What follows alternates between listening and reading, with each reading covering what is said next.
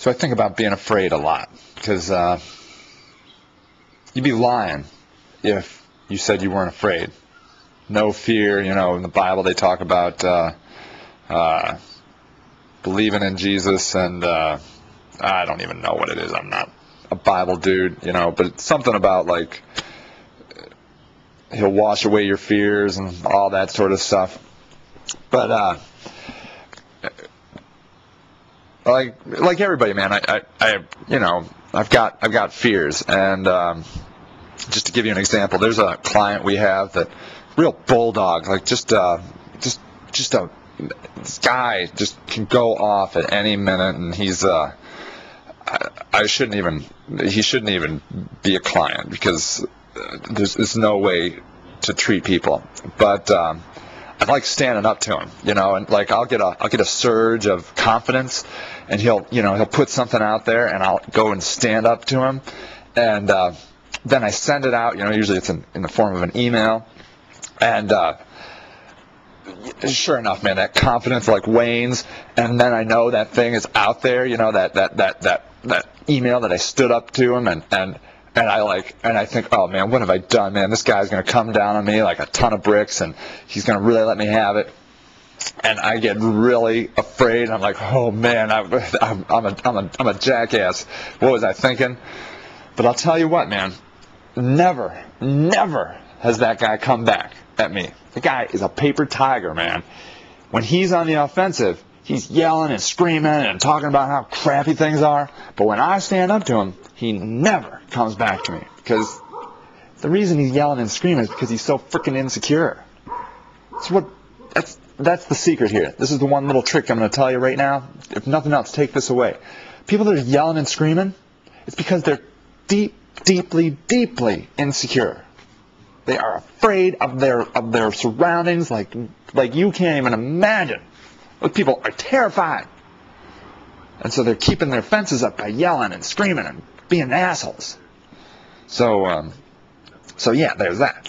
But I think about that. Like, I think about important people in history that have been afraid, like Martin Luther King. There's a cool thing in his autobiography about how he was sitting at his kitchen table at midnight. He'd just gotten a call from somebody that said they were going to come over and kill him and his family. And thinking about that, like, man, some dude just threatened your life, and you don't know if he's really going to do it or not, that's totally scary. And then Georgie Patton, the big-time general from World War II, in World War I, he talks about being in a foxhole, and he was just freaked out, and he's just terrified that he's going to get killed and that type of thing, and it's awesome to me to realize that really courageous people, are afraid, My friend Zool Bailey, like really great cellist, and he played this one passage of Bach Suite No. 2, the Prelude, which is really interesting. He played it for me personally, and he played it really beautifully. And then he had a performance, and he played it again, and it was a little bit different. And he came up to me, and he's like, "That was different, wasn't it?" When I performed it, I'm like, "Yeah, how come?" And he's like, "Nerves." I'm like, "Nerves? This cat is a professional soloing cellist. He goes around the country performing, and he's got nerves?" That's relieving to me for some reason, that like other people, these people, everybody is afraid.